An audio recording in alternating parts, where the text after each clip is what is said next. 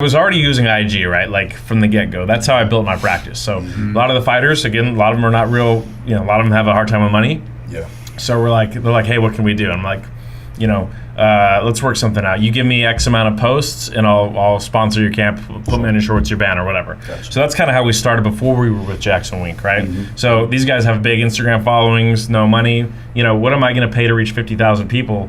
On a radio ad or a TV ad versus a fighter reaching 50,000 people, saying, hey, thanks for fixing me up. So that's, 2012, 13, that's what we were doing. So my IG got pretty big pretty quick just from that, maybe 80K or something like that. Oh, nice.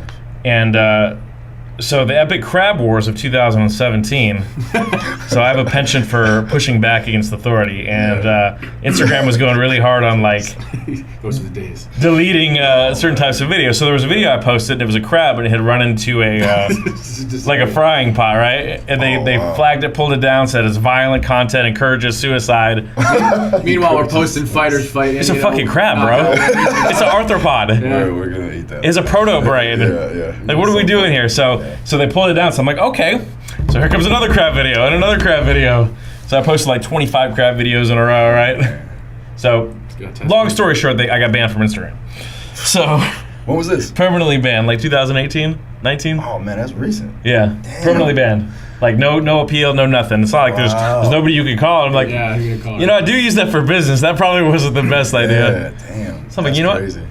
Fuck these people. I'm gonna go post on YouTube. Yeah. Oh, nice. It actually helped. And so and so rewinding a little bit, I had never posted any of this. We had like maybe Diego and Tom Duquesnoy, some guys from Europe that had DOs, and they were like, hey, we crack this or whatever. And they were like, film it. It wasn't even us. They were like, film it.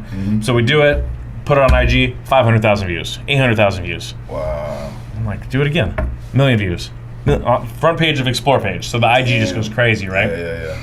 So then I just take that same thing, I stick it over on YouTube. Boom. 1 million views. So it was basically IG video. They were vertical, Oh shit. Yeah. Damn. That's cool. But it was something novel. It was like an ASMR thing, the cracking stuff. Pimple popping. Yeah. Which I need one right now, man. And the lights too, man. It's like it's like that Mitch Hedberg where he's like, what's the balm you put on your cold sore? Oh yeah. What's it called? Blistex or something. Blistex, yeah. He's like, I don't know if it cures it, but it makes them shinier and more noticeable. Hey, check it out.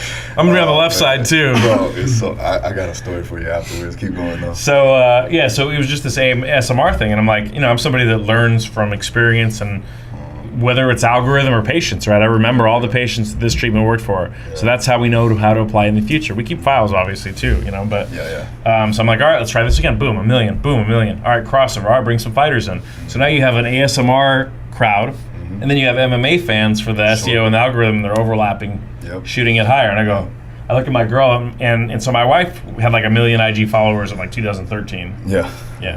For her calculus videos. Yeah, she's really good at calculus. Yeah, it's fantastic. And that's exactly why I married her. I love you, babe. And, but she knows what works in algorithm. I'm like, what do we do with this? And she's like, let's just buy a camera and post them up. Nice. Did another 10 million, 12 million. And we're like, and this is funny because I used to just talk all kinds of shit about YouTubers. Get a real job, just straight boomer, right? And all of a sudden I'm like, wait, you can make money? Yeah. Wait, what? Yeah. I'm like, all right, round them up. So we started doing more stuff. Obviously, having the guys in-house helps.